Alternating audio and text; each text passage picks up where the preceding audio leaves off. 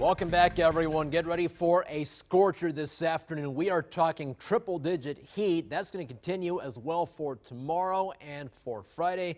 So my advice is to stay indoors, grab some ice cream. It will be hot. It's already heating up with temperatures right now in the 90s.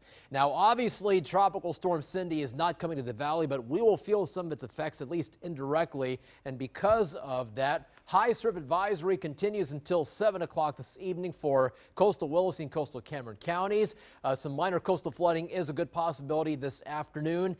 The rip current risk is high, and a small craft advisory continues on the Gulf waters. So I would highly discourage swimming at the beach today because of the high rip current risk. Take a look at the winds right now. They're out of the north to northwest. They are picking up as expected. They're out of the north to northwest between 12 to 16 miles an hour with a gust of 23 in Brownsville and 24 in Port Isabel. So let's take a look at the latest on Tropical Storm Cindy.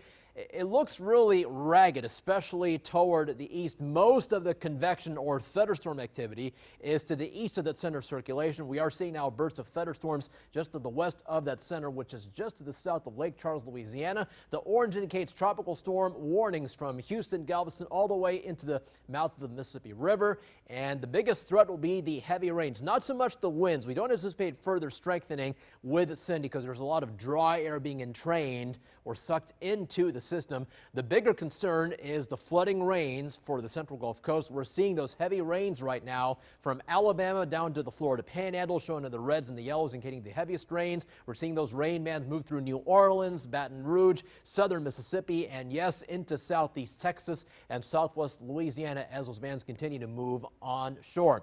Here are the latest numbers on Cindy. Maximum winds are 50 miles an hour. It's moving to the northwest at 10 miles an hour. You can see what I said by the dry air filtering into the storm. So to the west of the center, really not much going on. Just one burst of convection there. Most of the showers and thunderstorms of clouds are to the east of this very big tropical storm. So here is the forecast track. We anticipate landfall either late tonight or very early tomorrow morning after midnight. Cindy will weaken to a tropical depression, perhaps over northern Louisiana, and then make a turn to the northeast through Arkansas and Tennessee by Friday. Back home, temperatures right now in the 90s. We are in for a hot afternoon because we're going to be on the backside of Tropical Storm Cindy, so some dry, stable air filters in. That means it heats up. 101 at 3 o'clock this afternoon, 98 degrees at 6 p.m.